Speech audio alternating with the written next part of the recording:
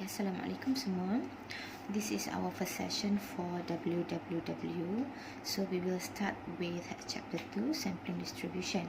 So basically from this chapter you will learn to identify and define the four distribution, which is the distribution of the mean, chi-square distribution, t distribution, and also the f distribution. Okay. So for the introduction of the distribution of the mean, okay, so first of all I want you to recall back what is the formula for x bar and s square. This formula you are familiar from sekolah menengah and before this, right? Which is x bar equal to, the formula for x bar is summation of xi divided by n. You add all the x values, divide by sample size. And the formula for s square is summation of xi minus x bar square divided by n minus 1. Or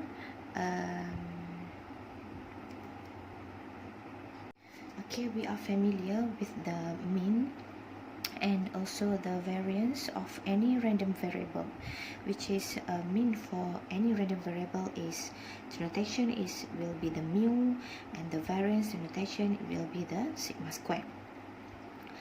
Alright, so to know the sampling distribution of the mean, we will go through the theorem of 2.1 here in your manual.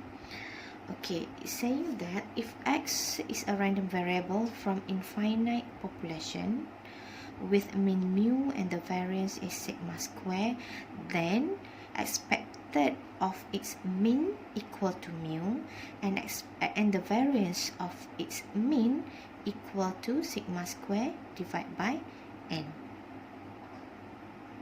Okay, so from now you need to memorize this theorem. This is the first theorem in our chapter, in this chapter, so you need to memorize. Okay, so now we want to prove that the expected of x bar equal to mu and the variance of x bar is equal to sigma square divided by n. Okay, so as we know, okay,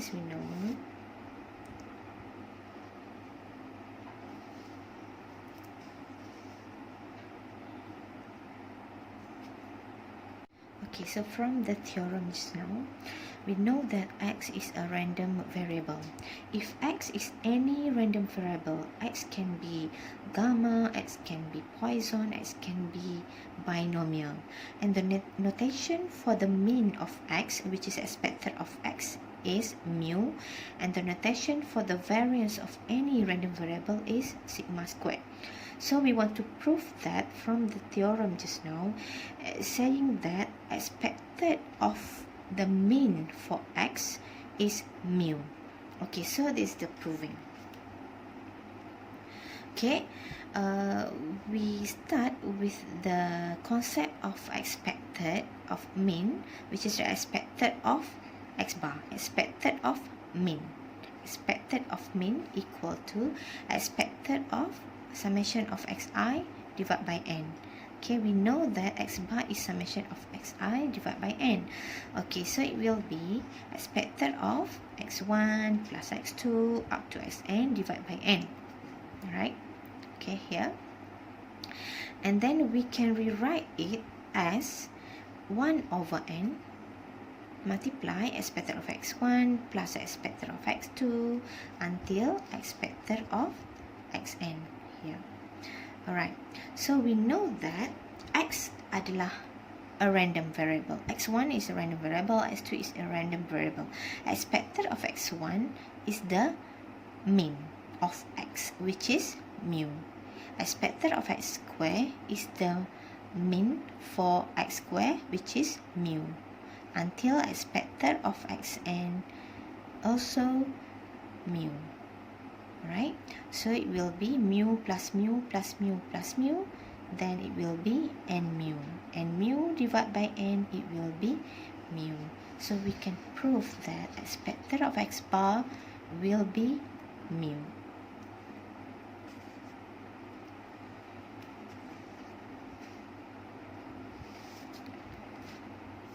Okay, how about variance of x bar?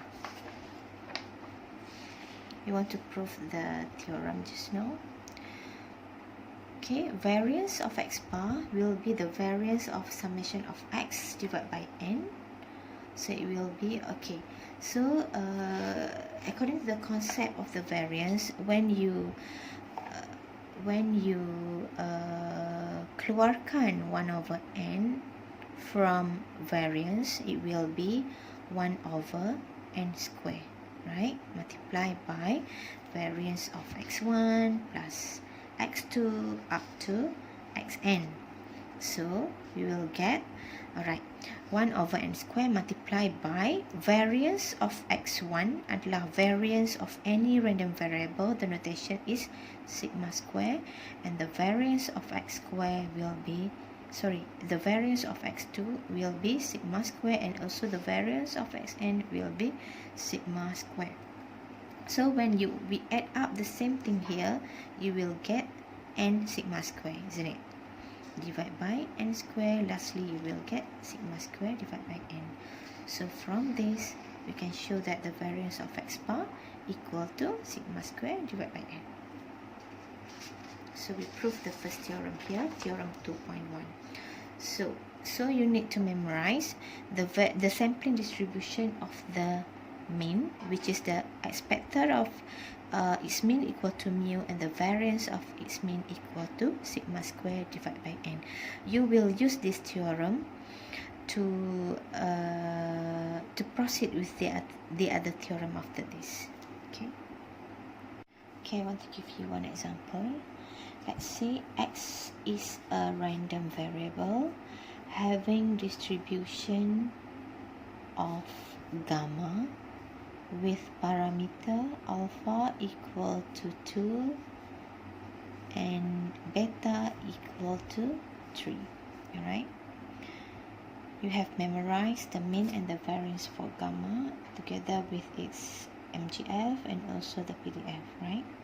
So now we know that x is a gamma with parameter 2 and 3, and automatically we can write down the mean for x, which is the mean for gamma is alpha beta, right? So it will be 6. And the variance for x, which is the variance for gamma, will be alpha beta square, isn't it? So the value for variance of x will be 18, right? Okay, so now according to the theorem just now, it's saying that the mean for the mean for x bar will be the mu, and the variance for x bar will be sigma square divided by n. So according to the theorem, we can say that the mean for x bar will be mu, which is here 6, and the variance of x bar will be sigma square divided by n, 18 divided by n. So from the theorem we can write down the distribution of its mean of x bar.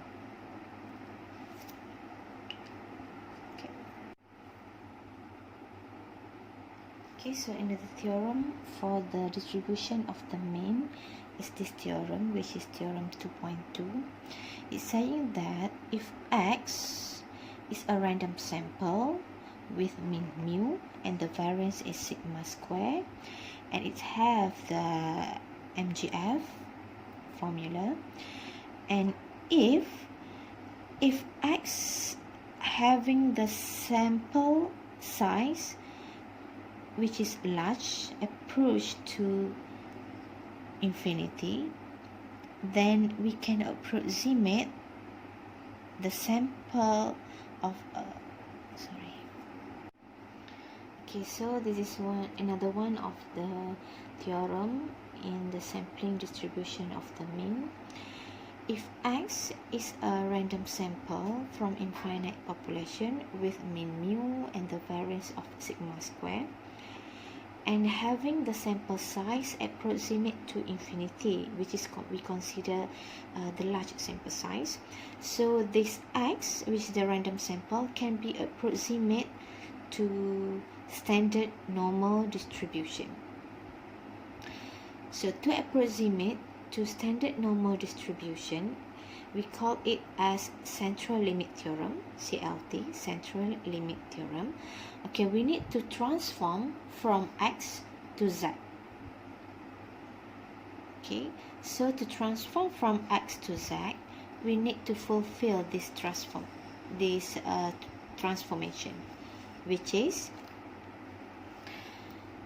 mean, because of we deal with the distribution of the mean. So mean minus its mean, right? Mu.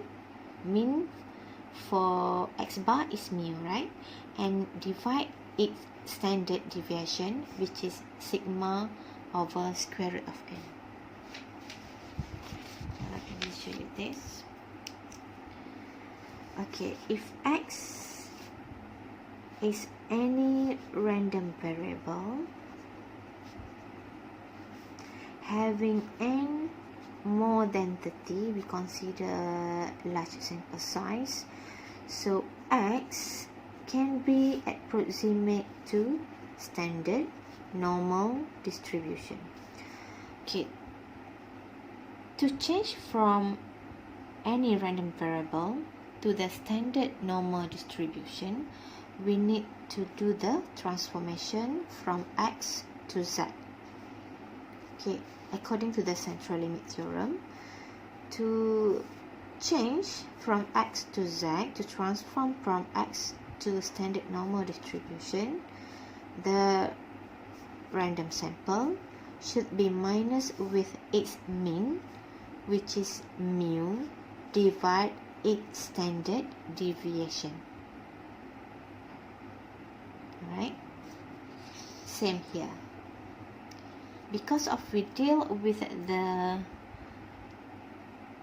distribution of mean, so x bar minus its mean, which is mu, divide its standard deviation, which is sigma over square root of n. Remember just now, expected of x bar equal to mu, and the variance of x bar equal to sigma square divided by n. So according to the central limit theorem, mean minus its mean, divide its standard deviation, square root of this, you will get sigma over square root of n. Okay, we call this central limit theorem. If n is large, so x will be approximate to standard normal distribution. So we need to change from x to z. So we need to do the transformation.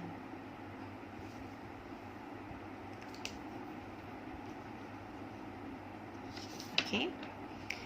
So let's see the example. Example 2.1. A soft vending machine is set so that the amount of drink dispensed is a random variable.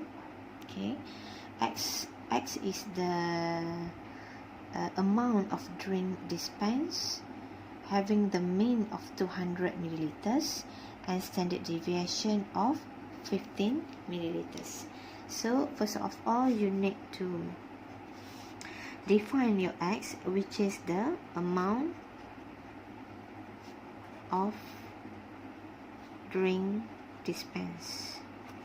It have the mean is 200 milliliters and the standard deviation is 15 milliliters. So now the question asks you to find the probability of the average, which is mean, amount dispensed, which is our x, in a random sample of size 36, which is more than 30, we consider large sample size, is at least 204 milliliters. Okay, right now we want to find the probability of x bar, probability of the average of amount dispensed, which is X, the probability of X bar, is at least 204 milliliters. So it will be more or equal to, greater or equal to 204. Okay, right? We want to find the probability. So as usual, if we want to find the probability, we need to know the distribution of here, right? Whether we want to integrate or add to find the probability. So here we know that n is 36. N is 36, we consider large population. Because of n is large, so we can use the central limit theorem, which is we can transform from X to Z. So now we transform X bar to Z. So how to transform this? You need to do the transformation. X bar minus its mean 200, divide its standard deviation for X bar, which is sigma over square root of n, right? So it will be 15 over square root of 36, right? So you will get this probability of Z more than or equal to value. Right? So how to find the probability? So now you can use the standard normal table to find the probability of Z. Right? So you should know, you should recall back how to use the standard normal table. Right? Try to figure out this.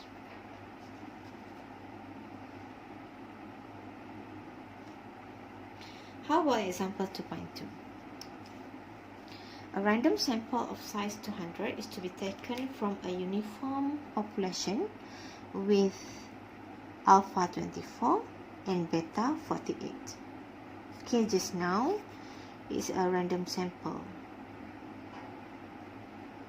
from any distribution. But now we know that X is a random sample from a uniform population. So you have memorized the mean and the variance for uniform, isn't it? So X is uniform, alpha is 24, and beta is 48. Okay, so you know that expected of X, expected of uniform is alpha beta. It is alpha plus beta divided by 2, right? 24 plus 48 divided by 2, and the variance of X will be beta minus alpha divided by 12.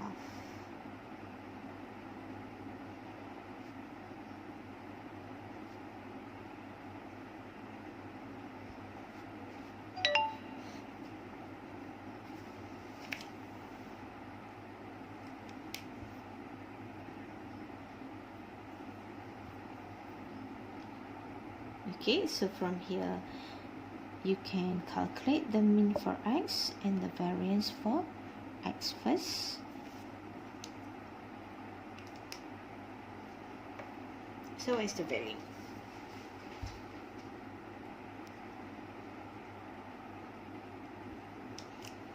So the mu is 36 and the variance is 48.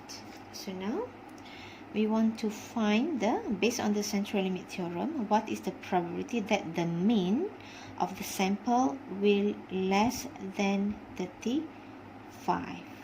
Okay, so we know that X is uniform and the sample size is 200. We will consider it larger a sample size, so we can approximate from X bar to Z. So now dinapatkan probability of the mean of the sample will less than 35. Alright, so change to Z. You will get 35 minus its mean 36 divide its standard deviation. standard deviation for x bar, which is square root of 48 divided by 200. So you need to calculate this. Alright. So in here, you can calculate, you can find the probability of the Z using the standard normal table.